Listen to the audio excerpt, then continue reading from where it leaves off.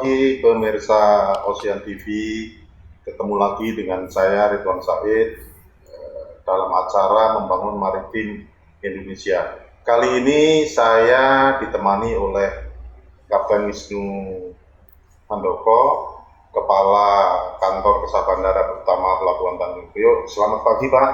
Selamat pagi, Mas Ridwan. Selamat pagi, pemirsa Ocean TV. Bapak kayaknya makin sibuk aja nih. Biasa aja, Mas.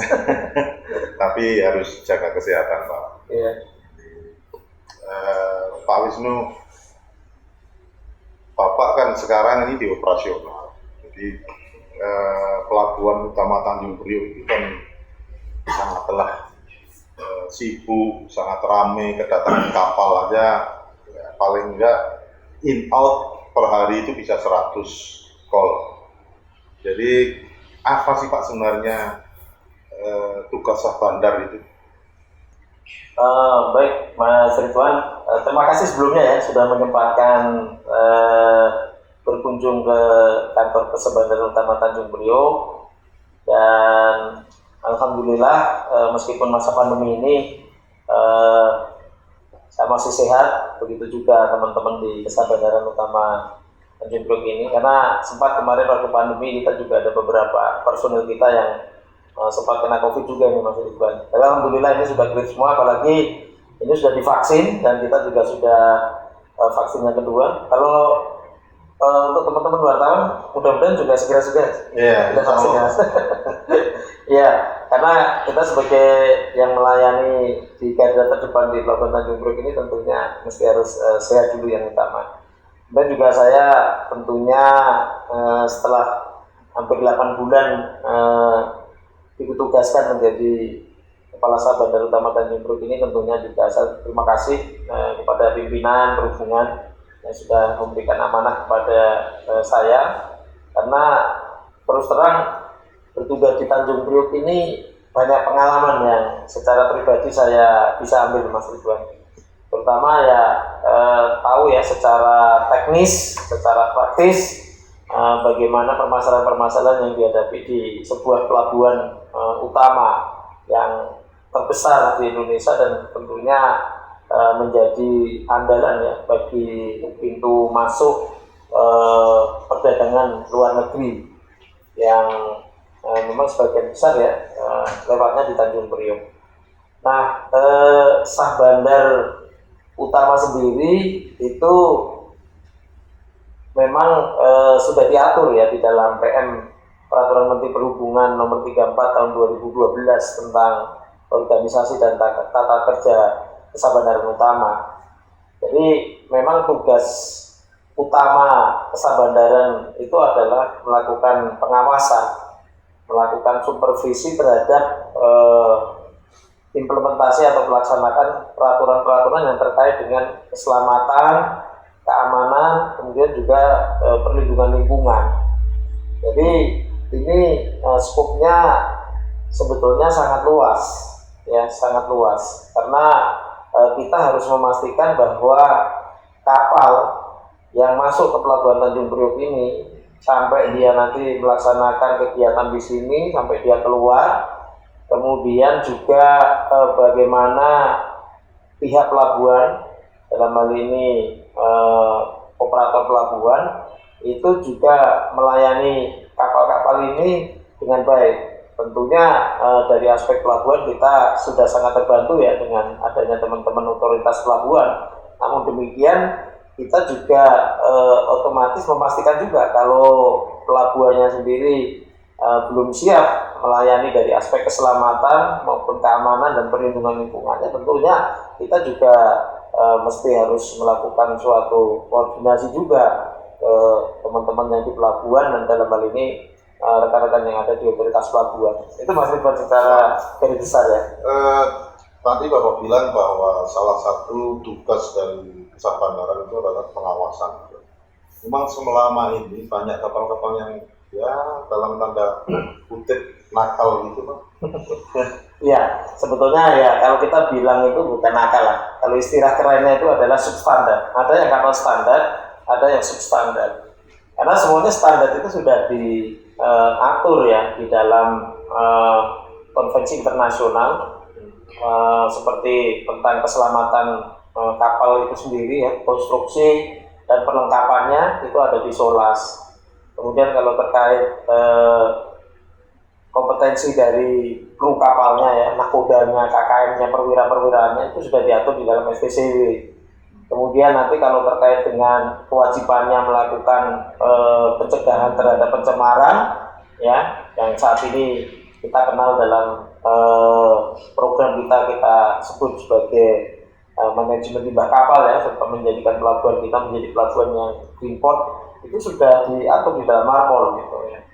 Meskipun kita sebagai negara yang mempunyai kewenangan mengatur secara nasional, kita juga sebetulnya menegakkan aturan juga ya terkait dengan kapal-kapal yang memang tidak mengikuti standar yang ada di dalam SOLAS yang diatur di dalam kapal non konvensi yang kita kenal sebagai CVS. Nah itu intinya mau peraturan internasional, nasional, sama bandar harus ngecek mana kapal-kapal yang substandar, dan kalau istilah Mas Ridwan tadi nakal itu ya kita melakukan sifatnya pembinaan ya. Jadi kita ini memang kadang-kadang juga diposisikan yang posisi yang kadang-kadang agak sulit juga, dilematis gitu. Satu sisi mungkin teman-teman operator kapal ya, teman-teman insa itu melihat wah itu bandara kok galak banget gitu ya, harus ditegakkan. Ya memang kita aturannya, tapi kita selalu secara persuasif menjelaskan gitu. Dan kalau memang sifatnya masih kesalahannya bisa ditolerir ya, kita masih bisa itu tidak menyebabkan kapal jadi terlambat dioperasikannya. Tapi kalau sudah mayor ya, sifatnya udah sangat krusial gitu ya, misalkan sekocinya bocor, kita cek misalkan nggak bisa diturunkan ya, itu otomatis akan menyebabkan kapal kita keluarkan dulu persetujuan belayarnya. Simpelnya seperti itu sebetulnya sampai itu. Banyak teman-teman pelayaran itu yang ya dia secara guyon tuh waduh, setelah masuk ke Wisnu di Syah Bandar ini program untuk perbaikan itu banyak banget, sehingga mereka terkesan belum mampu mengikuti langkahnya Kapten Wisnu. Sebenarnya apa sih yang fokus yang mau dicapai di Syah Bandar? Iya, jadi dari aspek keselamatan, namanya keselamatan itu kan ya nggak bisa ditawar-tawar ya maksudnya. Karena kalau kita mentolerir persyaratan atau ketentuan terkait dengan keselamatan berlayar, itu sama dengan kita mentolerir untuk kita istilahnya mengabaikan jiwa manusia. Itu kan nggak boleh gitu ya. Itulah yang selalu kita tekankan, kita ingatkan ke teman-teman operator kapal, bukan kita mempersulit atau karena jadi keselamatan itu kalau menurut saya, bukan menurut saya, ini sebetulnya pakar tentang keselamatan juga sudah menyebutkan keselamatan itu is not free, bukan sesuatu yang gratis, itu ada harganya. Karena di situ mesti konsekuensinya kita harus mengadakan alat, membeli alat itu, membeli alat ini, ya, dan itu menjadi bagian operasional kos yang harus dibayarkan oleh operator kapal. Makanya ya wajar saja, saya sangat memaklumi kok kalau ada teman-teman operator pelayaran loh, ini kok harus dipenuhi. Ya memang aturannya seperti itu gitu. Nah makanya itu harus ada suatu alokasi ya atau saving yang dilakukan oleh operator pelayaran untuk hal-hal yang sangat krusial, itu ya mau nggak mau harus dipenuhi karena mereka terikat dengan yang namanya masa berlaku sertifikat konstruksi, sertifikat perlengkapan keselamatan, sertifikat permesinan. Nggak ada di negara manapun yang itu tidak ada masa berlakunya, pasti ada masa berlakunya. Nah ketika masa berlaku habis, disitulah sebenarnya harus ngecek benar bahwa semuanya tetap dalam kondisi yang masih update, nantinya tidak ada yang expire kayak gitu. Begitu juga sama masalah perlindungan lingkungan yang saat ini baru kita selalu tekankan terus ya. Priok ini selamanya tidak akan pernah menjadi green port kalau yang namanya limbah itu tidak kita manage dengan baik. Ya, selama ini apakah tidak di-manage? Sudah di-manage, tetapi apakah sudah dilaporkan dengan baik? Karena yang menuntut untuk dilaporkan itu sekarang bukan hanya Kementerian Menko, misalkan Menko Maritim atau Kementerian Lingkungan Hidup, tidak.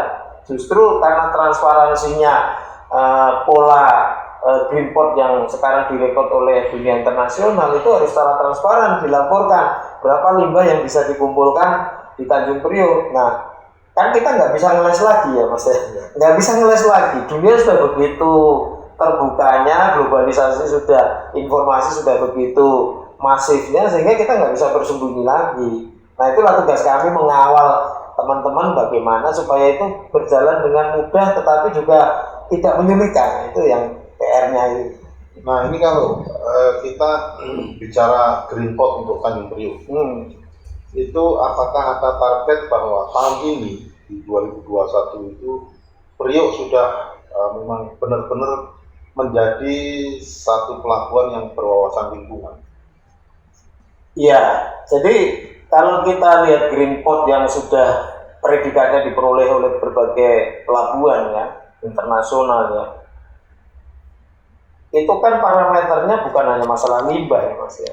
Di situ ada masalah pengelolaan airnya, masalah penggunaan energi terbarukannya, masalah bagaimana dia menjalin dengan komunitas atau ekosistem yang ada di sekitar pelabuhan, kemudian bagaimana penataan penghijauan di sepanjang bibir pantai, kemudian juga pencegahan polusi udara dari penggunaan bahan bakar yang mengandung bahan cemar yang tinggi ya, sulfur dan sebagainya. Nah, itu menjadi keseluruhan parameter yang ada nilainya. Nah, yang terkait kemarin kita gagas di Sabanda dengan manajemen limbah kapal itu hanya masih sebagian kecil saja. Jadi kita PR-nya banyak. Nah, untuk itulah forum Ecoport yang sudah dibentuk bersama-sama itu mesti harus bekerja semua.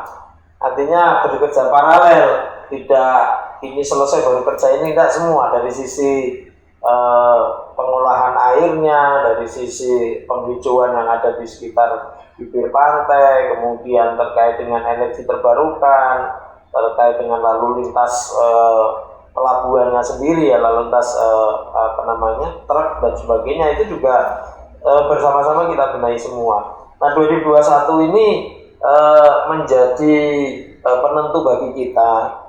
Setidak-tidaknya kalau nilainya 100, terus tahun sebelumnya kita baru dapat nilai 50 misalkan, ya jangan 50 lagi gitu loh. Mesti harus ada peningkatan di situ. Kalau dapat nilai 60 atau 75, syukur-syukur mendekati 100 lah, kira-kira seperti itu.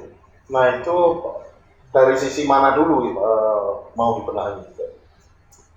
Kalau yang sekarang kita lakukan ya bersama teman-teman di Otoritas Pelabuhan dan Badan Usaha Pelabuhan dalam ini Perindo 2, kita masuknya paralel ya. Contoh saja kemarin Perindo 2 dan anak perusahaannya sudah menyiapkan outsource atau sumber listrik untuk kapal ya selama dia sandar eksternal ya, external source power supply. Kemudian masalah kemarin baru saja kita minggu lalu forum Ecoport menyelenggarakan tentang pengelolaan fasilitas IPAL ya, misalkan pengolahan air bersih gitu. Terus kemarin kita sudah mengadakan dialog masalah lalu lintas truk, pembatasan bagaimana supaya truk yang masuk itu bisa lebih teratur, itu juga bagian itu semua. Itu kita lakukan secara paralel. Nah, tinggal kita lihat nanti masyarakat sama-sama gitu loh. Apakah di tahun 2021 itu dari beberapa komponen-komponen itu sudah meningkat nilainya ya. Kalau nilainya meningkat berarti artinya usahanya ada, jadi tidak kita pada posisi yang sama dengan tahun sebelumnya gitu. Jadi kalau misalkan taruhlah limbah yang sebelumnya dikumpulkan masih berkisar mendapatkan nilai 20, nah apakah nanti di tahun ini di pertengahan tahun lah nanti bisa kita lihat apakah sudah ada peningkatan. Itu bisa dilihat sama-sama, teman-teman media juga bisa. Saya kira bisa melihat ya perkembangannya gitu Mas. Pak Wisnu, yang paling berat sekarang ini untuk pembenahan dari sisi keselamatan dan keamanan pelayaran itu dari sisi apa Pak? Iya, kalau kita lihat memang di Priok ini kalau saya lihat memang ada beberapa akses-akses yang selama ini masih menjadi kelemahan ya. Salah satu yang beberapa minggu ini kami jadikan perhatian perhatiannya kita tingkatkan itu masalah yang baru saja kemarin terjadi kecelakaan, ada kapal seaboot service ya, service boat yang ada di Kali Kresek, kemudian seperti di Arsa itu dari aspek keamanannya di situ naik turun barang dan orang masih belum terkontrol. Itu kalau dari persyaratan ISPS Code ya tentang International Ship and Port Facility Security Code itu ya masih harus dibenahi, jujur harus masih dibenahi, dan itu yang dalam waktu dekat ini akan terus kita kita dorong bersama para stakeholder instansi di Tanjung Priok. Untuk itu kita bikin lebih tertib, kapalnya kita daftarkan dengan pas kecil, kita ukur, kemudian krunya kita berikan sertifikasi, kemudian pergerakannya juga kita awasi, dilaporkan. Barang-barang yang dinaik turunkan kadang-kadang itu kan digunakan untuk memobilisasi sip supply ya, permesinan, kadang-kadang juga permakanan dan sebagainya. Ini ya perlu kita kontrol itu kondisi yang ada di Kali Kresek, termasuk juga yang ada di Arsa. Ini salah satu program-program yang ke depan Sabandar akan terus kawal sampai itu benar-benar bisa berhasil, atau kita dalam artian yang lain kita jadikan quick win lah begitu. Bapak kan sibuk banget gitu ya. Jadi kapan sih waktu relax Bapak? Sibuk banget. Ya kita bisa mengatur jadwal harian itu dengan ya, kalau saya sebut itu mesti meluangkan waktu untuk balancing ya. Saya selama di sini mencoba untuk tetap meluangkan waktu, bisa sepedaan dengan teman-teman Gowes, ada komunitasnya di Sabandar Tanjung Priok ini. Terus setiap Jumat dan Selasa sore bisa main badminton juga dengan teman-teman yang ada di sini. Kemudian juga selain itu kita kalau hari Jumat sempatkan juga kadang-kadang latihan senam ya dengan para staf yang ada di Sabandar Tanjung Priok ini. Intinya kita mencoba untuk tidak hanya larut dalam pekerjaan. Terus kita juga punya alat band juga di sini. Kalau lihat di YouTube atau di media elektroniknya atau media sosialnya, medsosnya Sabandar Tanjung Priok ini kan ada, kita kadang-kadang nyanyi bareng sama teman-teman juga, kasih bikin soundtracknya kegiatan kita sendiri yang ngisi musik. Itu juga menjadi bagian-bagian yang secara sosial interaksi kita dengan staf, dengan pegawai itu tidak melulu hanya atasan bawahan. Kita juga masuk dalam kegiatan-kegiatan bersama gitu yang sifatnya membangun kebersamaan dan refreshing. Itu Mas. Jadi sebenarnya tujuan Bapak dalam kehidupan ini apa? Apakah mengutamakan pekerjaan atau keluarga atau apa?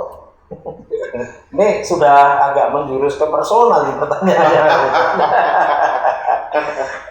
Kalau bagi saya sih Mas, apapun profesi kita, apapun pekerjaan kita dan instansi di mana kita kerja, sebetulnya kan intinya bekerja itu kan melayani orang lain lah mesti.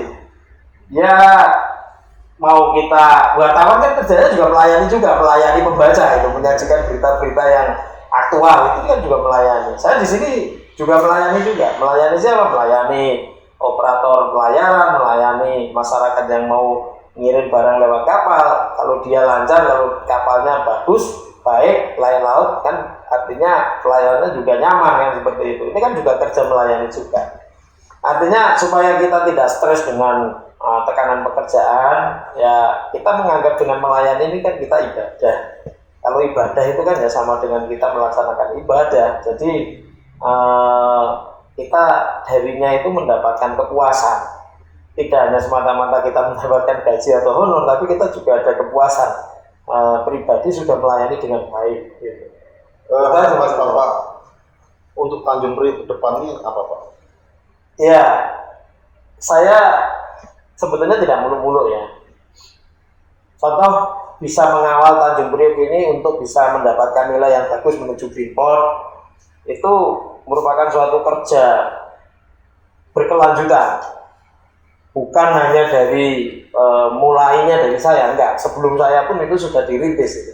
Tetapi kalau saya bisa meningkatkan dari level yang berikutnya lebih tinggi, bagi saya itu sudah suatu keberhasilan. Kalau kita dituntut melakukan inovasi, kreativitas oleh pimpinan, ya itu pasti setiap pimpinan dituntut seperti itu, ya. Namun yang paling penting itu adalah kerja berkelanjutannya itu harus bisa dilakukan. Nah, syukur-syukur kalau selama kita menjabat ada kreativitas yang bagus gitu. Kayak di sini nih rencana minggu depan teman-teman pada mau bikin Sabandar Mart gitu ya. Ada toko yang dikelola oleh koperasi gitu, supaya nanti kalau beli macam-macam nggak usah harus di luar. Nah itu kan sudah bagus juga gitu. Sudah mewujudkan yang sebelumnya belum terwujud, sekarang di masa kepemimpinan ini bisa kita lakukan. Ya syukur-syukur barangkali kalau terkait pengaturan supaya nggak macet, truk ID itu bisa kita dorong sama-sama ya, walaupun itu bukan hanya kerjanya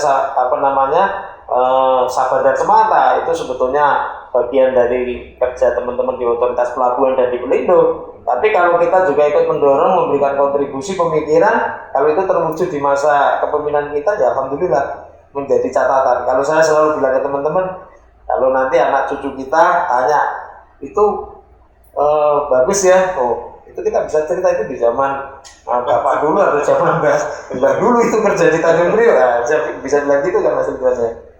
Baik Pak Wisnu, terima kasih sekali kesempatan waktunya untuk Sharing TV. Pemirsa, demikian bincang-bincang singkat saya dengan Kapten Wisnu Handoko, Kepala Kantor Kesabandaran Utama Pelabuhan Tanjung Priok. Sampai ketemu lagi Pak di lain Sama-sama Mas Ridwan, pemirsa semua.